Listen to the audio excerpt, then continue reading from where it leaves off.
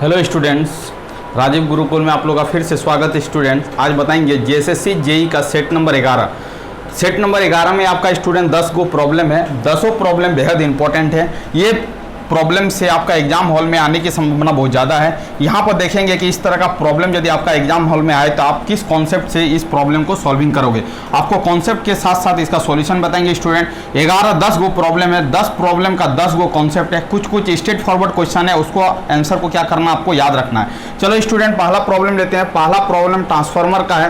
Transformer का आपका concept बता चुके थे, आज प्रॉब्लम बता रहे हैं कि ट्रांसफार्मर का प्रॉब्लम को कैसे सॉल्विंग करेंगे। चलो स्टूडेंट ये आपका JSSC JE electrical engineering part B paper 1 civil mechanical और इलेक्ट्रिकल तीनों के लिए इंपॉर्टेंट है। ये आपका सेट नंबर 11 स्टूडेंट। इसके पिछले सेट नंबर 10 तक कंप्लीट कर चुके हैं, 1 से लेके 10 तक। आप वहां पर सभी वीडियो को आराम से देखो, उसका नोट्स बनाओ और सभी आंसर को बार बार प्रैक्टिस मारो और उसका आंसर को याद रखने का कोशिश करो। चलो स्टूडेंट अब देखते हैं कि आपका प्रॉब्लम नंबर 1 को हम कैसे सॉल्विंग करेंगे। ठीक है, क्या है, एक transformer with output of 250 kilo volt ampere at 3000 volt has 600 turns on its primary and 60 turns on क्या सेकेंडरी। ठीक है, आपको प्राइमरी साइड क्या बोल रहा, what will be the voltage on the primary side. चलो स्टूडेंट प्राइमरी साइड का voltage आपको निकालना है। आपको क्या करना है, जो गिवन दिया गया पहले उसको क्या करना है, नोट डाउन करना है, और जो आपको फाइंड आउट करना है उसको क्या करना है, निकालना है। चलो गिवन,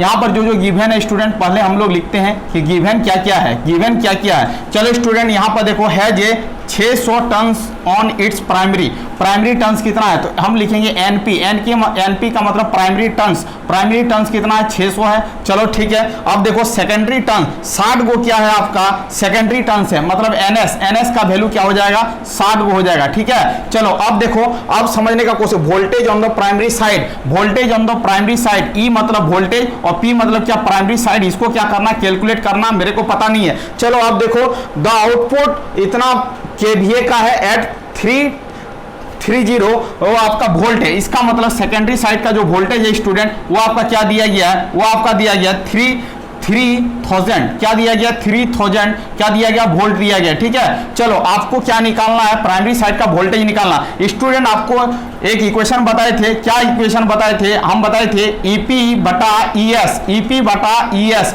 इज इक्वल टू क्या बताए थे, एनपी बटा क्या बताए थे, एनएस। एनपी बटा क्या बताए थे, एनएस।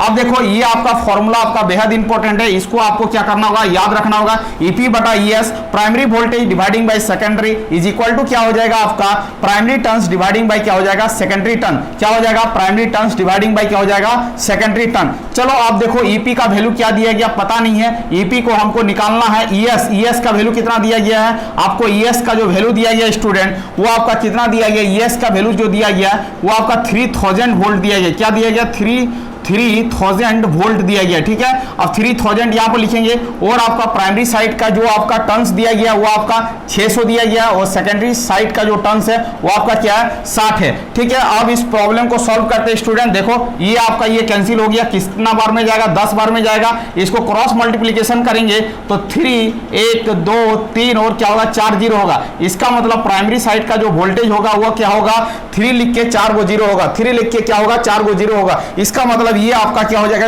स्टूडेंट, आपका बी नंबर इसका आंसर हो जाएगा। इसका मतलब ये फॉर्मूला यदि आपको याद रहेगा तो आप क्या कर सकते हो, इस प्रॉब्लम को आराम से बना सकते हो। तो ये प्रॉब्लम को बनाने का ये फॉर्मूला आपको आना चाहिए। एक फॉर्मूला लिख रहे हैं स्टूडेंट, वो आपको याद रखना है, ईपी बटा क्या, ईएस प्राइमरी साइड का voltage dividing by secondary side का voltage is equal to primary side का टर्न्स डिवाइडिंग बाय क्या होगा, सेकेंडरी साइड का टर्न्स इज इक्वल टू क्या हो जाएगा, सेकेंडरी साइड का करंट डिवाइडिंग बाय क्या हो जाएगा, प्राइमरी साइड का क्या हो जाएगा, करंट। ये आपको क्या करना है स्टूडेंट, ये रेशियो याद रखना।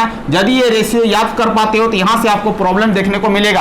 ईपी का मतलब प्राइमरी साइड का वोल्टेज, ईएस का मतलब सेकेंडरी साइड का वोल्टेज, एनपी का मतलब प्राइमरी साइड का टर्न्स, एनएस का मतलब सेकेंडरी साइड का टर्न्स, आईएस का मतलब सेकेंडरी साइड का करंट, आईपी का मतलब प्राइमरी साइड का क्या होगा, करंट। जो बोलेगा उसी को हमको क्या करना होगा, फाइंड आउट करना होगा। इस प्रॉब्लम का जो आंसर होगा स्टूडेंट वो आपका क्या हो जाएगा, बी हो जाएगा। तो आप नोट डाउन कर सकते हैं। इस प्रॉब्लम का आंसर क्या हो जाएगा आपका बी हो जाएगा। चलो आगे का प्रॉब्लम लेते हैं, आगे का प्रॉब्लम को देखते हैं। ये भी बेहद इंपॉर्टेंट प्रॉब्लम है, ये आपका एग्जाम में आने की संभावना बहुत ज्यादा है। तो आप इस प्रॉब्लम को कैसे सॉल्विंग करोगे उसको आप ध्यान से समझने का कोशिश करो कि इस प्रॉब्लम को आपको कैसे सॉल्विंग करना है। प्रॉब्लम नंबर 2, अब देखो स्टूडेंट क्या बोल रहा है, the smallest resistance obtain by connecting 50 resistance of 1/4 ohm each is. अब देखो क्या बोल रहा है, the smallest resistance obtain, smallest resistance कब होगा स्टूडेंट, जब रेजिस्टेंस क्या हो, पैरेलल में कनेक्टेड हो, जब रेजिस्टेंस क्या हो, पैरेलल में कनेक्टेड हो। ये बोला नहीं है किंतु ये हिंट्स मार रहा है कि स्मॉलेस्ट रेजिस्टेंस तो क्या होगा, पैरेलल में होगा। रेजिस्टेंस कैसा कनेक्टेड होगा, पैरेलल में होगा। इसका बताए थे स्टूडेंट, क्या बताए थे, एक फॉर्मूला बताए थे, आर बटा क्या बताए थे, एन, आरपी का वैल्यू बताए थे आर बटा एन। जब रेजिस्टेंस पढ़ा रहे थे तो बताए थे कि आपका आरपी का जो इक्विवेलेंट होगा आर बाई क्या होगा, एन होगा। और सीरीज का बताए थे, series equivalent is equal to क्या बताए थे, एन आर। ये चीज को दोनों को क्या करना है, याद रखना है। यदि स्मॉलेस्ट के जगह पर ग्रेटेस्ट रेजिस्टेंस पूछता तो हम लोग ये वाला फॉर्मूला लगाते, बट स्मॉलेस्ट पूछा है तो ये वाला फॉर्मूला लगाएंगे। आरपी इज इक्वल टू क्या हो जाएगा, आर बटा क्या हो जाएगा, एन हो जाएगा।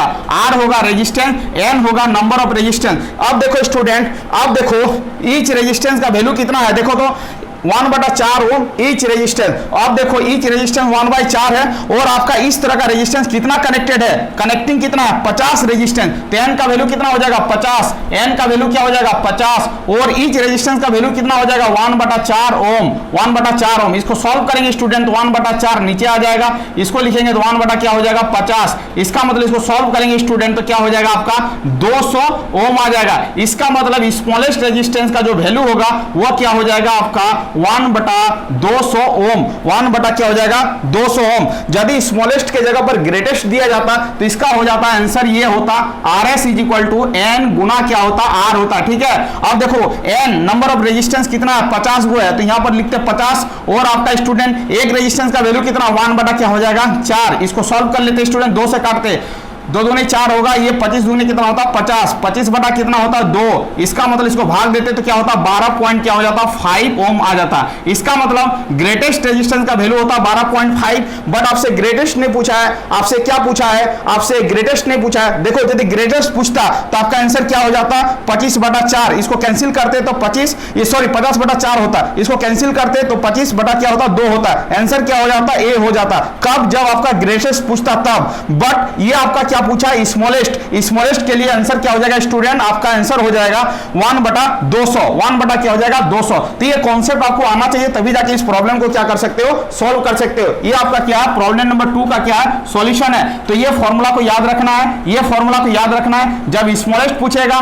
तो ये फॉर्मूला से बनाएंगे, जब ग्रेटेस्ट पूछेगा तो इस फॉर्मूला से बनाएंगे। बट यहां पर क्या पूछा है, यहां पर आपका स्मॉलेस्ट पूछा है, इसीलिए ऊपर वाला फॉर्मूला से क्या किए, सॉल्व किए। यदि आपका ग्रेटेस्ट पूछता तो 50 बटा क्या होता 4 होता, ए ऑप्शन होता। चलो आगे की ओर चलते हैं, आगे का कॉन्सेप्ट देखते हैं। ये आपका स्ट्रेट फॉरवर्ड क्वेश्चन है। The internal resistance of the voltmeter, internal resistance of the voltmeter क्या होता है, वोल्टमीटर का इंटरनल रेजिस्टेंस क्या होता है, वेरी हाई होता है। आपको याद रखना होगा internal resistance of the voltmeter, internal resistance of voltmeter क्या होगा, वेरी हाई होगा। वोल्टमीटर क्या करता है स्टूडेंट, वोल्टमीटर क्या करता है, चलो हेडिंग मारो। वोल्टमीटर क्या करता है, मेजर द वोल्टेज, वोल्टेज को मेजर करने के लिए हम लोग क्या करते हैं, वोल्टमीटर का यूज करते हैं। ये क्या करता है, मेजर करता है, measure the voltage, measure the voltage, voltage को मेजर करने के लिए हम लोग क्या करेंगे, वोल्टमीटर का यूज करेंगे। ठीक है, अब देखो इसका इंटरनल रेजिस्टेंस जो होगा वो क्या होगा, वेरी हाई होगा। इंटरनल रेजिस्टेंस याद रखना है, इंटरनल रेजिस्टेंस, इंटरनल रेजिस्टेंस क्या होगा, इसका वेरी हाई होगा। इंटरनल रेजिस्टेंस,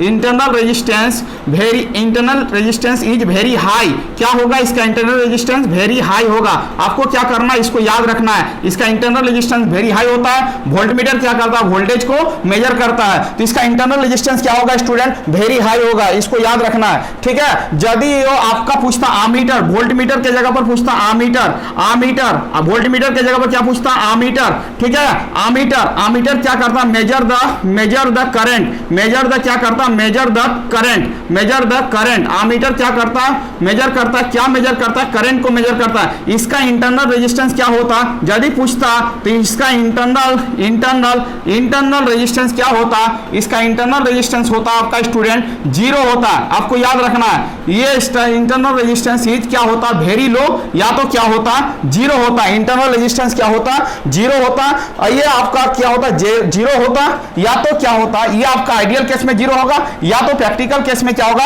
वेरी स्मॉल होगा।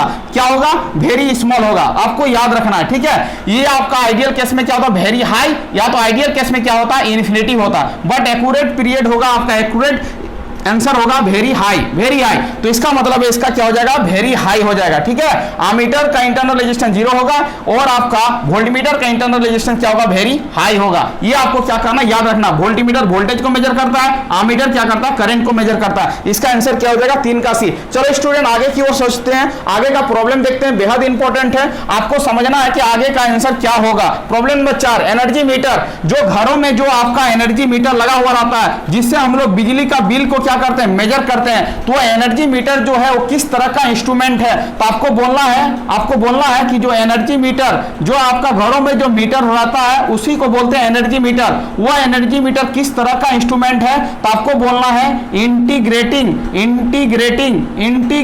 इंस्ट्रूमेंट है। क्या करता है वह, क्या करता है डे बाय डे बिजली बिल को क्या करता है वह आपका ऐड करता है, इंटीग्रेटिंग करके ऐड करता है, वो क्या होगा इंटीग्रेटिंग इंस्ट्रूमेंट होगा। इसको आपको स्ट्रेट फॉरवर्ड क्वेश्चन है, आपको याद रखना है एनर्जी मीटर क्या है इंटीग्रेटिंग इंस्ट्रूमेंट है। आंसर क्या हो जाएगा बी। चलो fuse is always connected in, fuse कहां पर कनेक्टेड होता है neutral, earth, phase, any of the above. तो क्या होगा फ्यूज जो आपका जो फ्यूज वायर है वो कहां पर लगाते हैं फेज में लगाते हैं, क्या होगा फेज होगा। चलो आगे की चलते हैं 6 number problem. Creeping is the phenomena which occurs in, एक क्रीपिंग जो है फेनोमेना है जो अकर करता है, किस पर अकर करेगा कहां पर, ammeter, voltmeter, wattmeter. Ammeter current को मेजर करता है, वोल्टमीटर वोल्टेज को मेजर करता है, वाटमीटर पावर को मेजर करता है। बट एक क्रीपिंग एक फिनोमिना है जो कहां पर अकर होता है वो आपका एनर्जी मीटर में होता है। ये स्ट्रेट फॉरवर्ड याद रखना है, क्रीपिंग एक फिनोमिना है जो आपका कहां पर उत्पन्न होता है, आपका एनर्जी मीटर में उत्पन्न होता है। आपको क्या करना है याद रखना है। इसका मतलब 6 का आंसर क्या हो जाएगा स्टूडेंट सी हो जाएगा, 6 का स्टूडेंट क्या हो जाएगा सी हो जाएगा। चलो आगे के चलते हैं 7 number. Transformer core is laminated, core आपका लेमिनेटेड किया जाता है। ट्रांसफार्मर का कोर को क्यों लेमिनेट किया जाता है, तो आपको बोलना स्टूडेंट ट्रांसफार्मर का कोर को लेमिनेट इसीलिए किया जाता है क्योंकि ट्रांसफार्मर में 2 तरह का लॉसेस होता है, एक होता है आपका एडी करंट लॉस और एक होता है हिस्टेरेसिस लॉसेस। तो एडी करंट लॉस को मिनिमाइज करने के लिए ट्रांसफार्मर को क्या करते हैं स्टूडेंट, ट्रांसफार्मर के कोर को क्या करते हैं लेमिनेट करते हैं। यदि ट्रांसफार्मर के कोर को लेमिनेट कर देंगे तो एडी करंट जो लॉस होगा वो क्या होगा कम होगा। एडी करंट लॉसेस को मिनिमाइज करने के लिए ट्रांसफार्मर को हम लोग क्या करते हैं लेमिनेटेड करते हैं। ये मेन करंट को क्या करता है अपोज करता है, इसीलिए इस करंट को मिनिमाइज करना है, तभी जाके ट्रांसफार्मर क्या होगा गुड होगा। इसका मतलब है ट्रांसफार्मर को लेमिनेटेड क्यों करते हैं, क्योंकि उसका एडी करंट को मिनिमाइज करने के लिए, avoid eddy current losses, eddy current loss को मिनिमाइज करने के लिए हम लोग क्या करेंगे ट्रांसफार्मर को ये आपका क्या करेंगे लेमिनेटेड करेंगे। 7 का आंसर क्या होगा सी, बेहद इंपॉर्टेंट है याद रखना है। चलो 8 नंबर प्रॉब्लम देखते हैं स्टूडेंट। 8 नंबर प्रॉब्लम क्या बोल रहा है, the reactant of 1 farad capacitance when connected to a DC circuit. अब देखो स्टूडेंट कैपेसिटेंस का वैल्यू पूछ रहा है, इसका मतलब एक्सी का वैल्यू पूछ रहा है। एक्सी का फॉर्मूला आपको बताए थे पिछले क्लास में 1/j ओमेगा सी। अब देखो एक्सी इज इक्वल टू क्या हो जाएगा 1/j, ओमेगा को ब्रेक करेंगे तो लिखेंगे ये एंगुलर फ्रीक्वेंसी होता है, इसको फ्रीक्वेंसी के टर्म में लिखेंगे तो 1/2πf इंटू क्या होगा सी। चलो ये आपका क्या डीसी सर्किट है, डीसी सर्किट का फ्रीक्वेंसी क्या होता है 0 हर्ट्ज होता है। आपको याद रखना होगा डीसी का जो फ्रीक्वेंसी होता है 0 हर्ट्ज, 0 यहां पर पुट करेंगे स्टूडेंट तो क्या हो जाएगा 1/j और क्या हो जाएगा 2π और आपका क्या हो जाएगा 0 और क्या हो जाएगा c। 0 से किसी भी चीज को गुना करेंगे 0 होगा, 1/0 और 1/0 से भाग देंगे तो क्या होगा इन्फिनिटी होगा। इसका मतलब है कि उसमें आपका जो वैल्यू होगा वो आपका क्या होगा वो इनफाइनाइट होगा, क्या होगा इनफाइनाइट होगा। ये आपका क्या हो गया 8 नंबर का सॉल्यूशन हो गया। चलो स्टूडेंट 9 नंबर नंबर देखते हैं। 9 नंबर बेहद इंपॉर्टेंट है, ये भी आपका एग्जाम में पूछा जा सकता है। 9 नंबर क्या है, चलो देखो, ये अल्टरनेटिव करंट और फ्रीक्वेंसी दिया गया और मैक्सिमम वैल्यू दिया गया है, वो करंट का इक्वेशन लिखने बोल रहा है। इसका मतलब है एसी करंट का फॉर्म लिखने बोल रहा है। तो एसी करंट का जो फॉर्म होगा I = IM साइन क्या होगा, ओमेगा टी होगा, इसको याद रखना है, ठीक है। करंट के फॉर्म में लिखने बोलेगा तो ऐसे लिखेंगे, यदि वोल्टेज के फॉर्म में लिखने बोलेगा तो इसको क्या करेंगे, इस फॉर्म में लिखेंगे, ठीक है। ये आपका क्या है, मैक्सिमम करंट है, ये आपका मैक्सिमम वोल्टेज है। चलो लिखते हैं I = IM maximum value current का कितना दिया गया स्टूडेंट, 100। IM का वैल्यू कितना हो जाएगा गिवन, IM का वैल्यू क्या हो जाएगा गिवन, जो गिवन है उसको लिखते हैं, वो आपका क्या है 100 है, 100 एम्पियर है, ठीक है। अब देखो फ्रीक्वेंसी कितना दिया गया 50 हर्ट्ज, ठीक है। अब क्या करेंगे, इस इक्वेशन में पुट करेंगे तो I = IM के जगह पर 100 हो जाएगा साइन ओमेगा के जगह पर क्या लिख सकते हैं 2πf और गुना क्या हो जाएगा t। चलो 100 लिखते हैं, ये होगा साइन, ठीक है। ये हो जाएगा 2 गुना पाई का वैल्यू 3.1, ये हो जाएगा आपका 50 और ये हो जाएगा स्टूडेंट टी। इस पॉइंट को हटाएंगे तो क्या हो जाएगा 0। ये 50 को 2 से गुना करेंगे 100, ऊपर 100 नीचे 100 कैंसिल हो जाएगा। इसका मतलब इसका हो जाएगा वैल्यू 100 साइन 314 क्या हो जाएगा टी। इसका मतलब है 100 साइन 314 टी। आपका आंसर क्या हो जाएगा स्टूडेंट डी, आपका आंसर क्या हो जाएगा डी। इसका मतलब है आपका 9 नंबर का ये कॉन्सेप्ट है, इसको क्या करना है याद रखना है। चलो 10 नंबर प्रॉब्लम को देखते हैं। 10 नंबर प्रॉब्लम में क्या बोल रहा है, चलो देखो 10 नंबर का प्रॉब्लम का सॉल्यूशन करते हैं स्टूडेंट। 10 नंबर बेहद इंपॉर्टेंट है। आपका दिया गया गिवन क्या है, एल का वैल्यू दिया गया है, इंडक्टेंस का वैल्यू दिया गया है 100 मिली हेनरी, ठीक है। करंट आपका गिवन है 1 एम्पियर। क्या बोल रहा है,